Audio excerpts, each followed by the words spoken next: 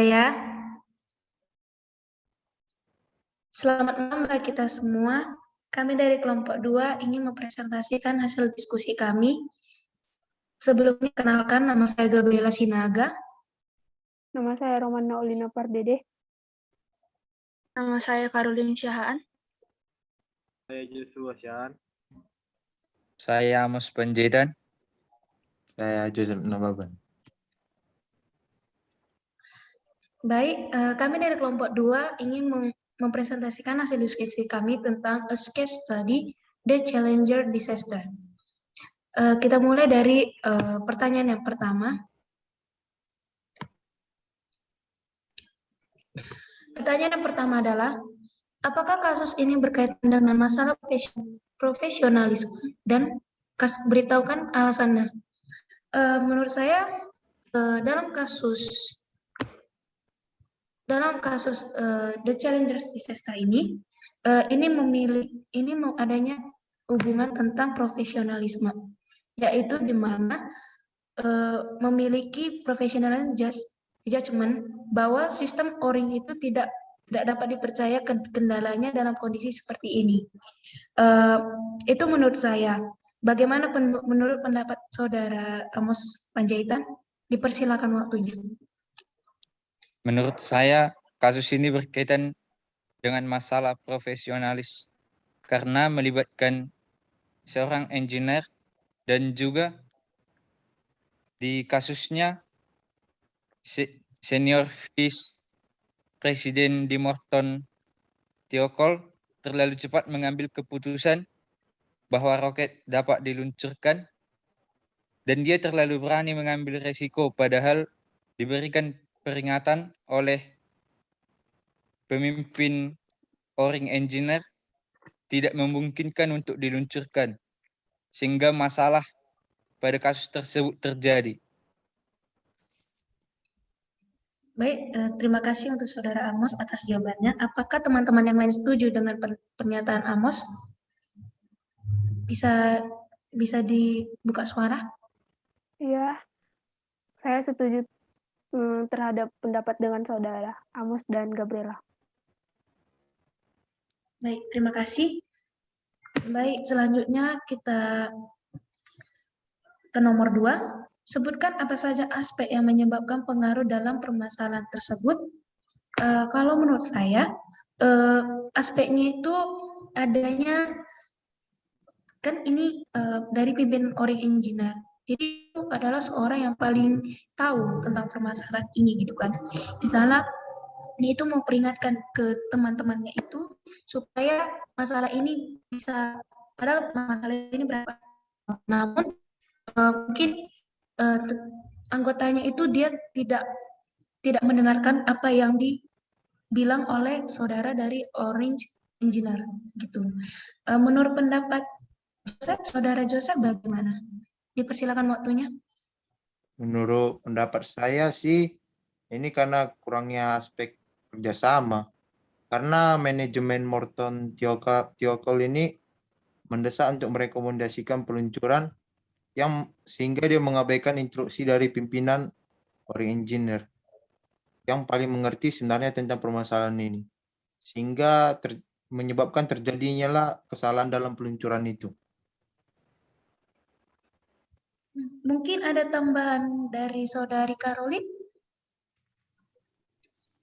Kalau menurut saya sama seperti jawaban yang dipaparkan oleh Saudara Joseph, aspek yang berpengaruh di sini masuk terhadap tanggung jawab dan kompetensi engineering terhadap profesinya, yaitu di mana engineer perusahaan Morton Thiokol sudah merekomendasikan pembatalan peluncuran berdasarkan pada kekhawatiran mereka terhadap kemampuan O-rings untuk menutup sistem bahan bakar.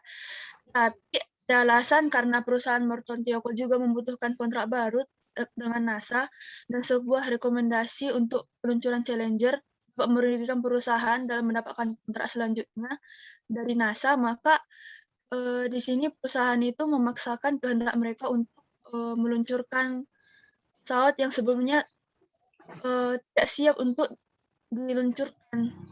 Makanya di situ terjadi sebuah permasalahan terhadap kode etik seorang engineer menurut saya.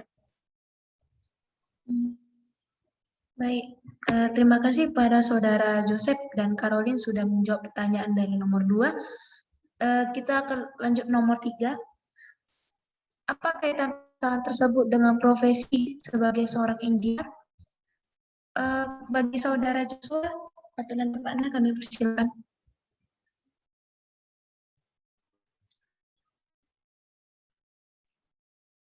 Oke, baik. Terima kasih. Menurut saya, apakah kaitan permasalahan tersebut dengan profesi sebagai seorang engineering? Menurut saya, kita sebagai engineering, kita harus melakukan perhitungan atas apa yang akan kita lakukan. Misalnya ini kita akan melakukan peluncuran roket.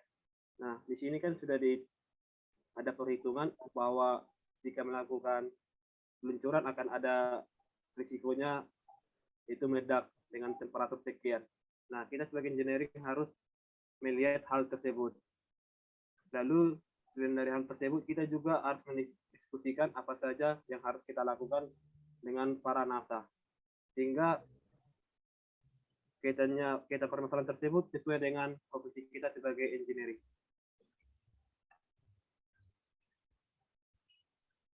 Mungkin apa ada tambahan lagi dari teman-teman yang lain?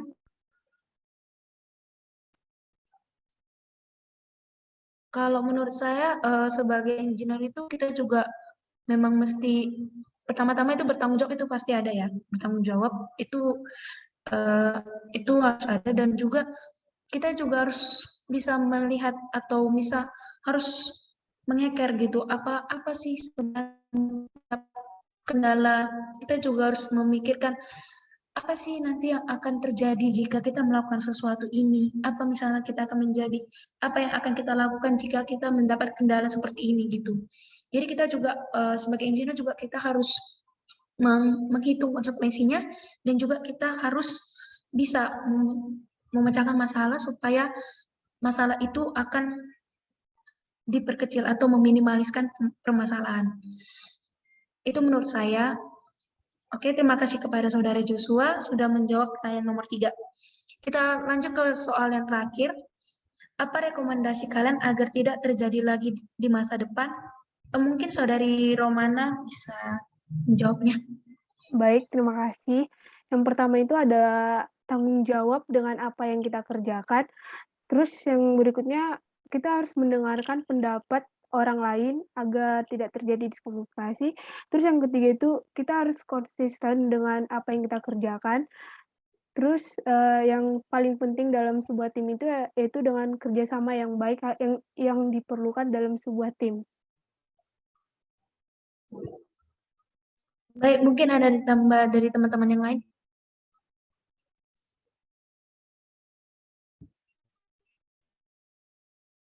Jika tidak ada, terima kasih kepada Saudari Rana menjawab nomor 4. Sekian dari hasil diskusi kami. Kelompok 2, jika ada kesalahan kata maupun perbuatan, kami mohon maaf. Terima kasih. Selamat malam.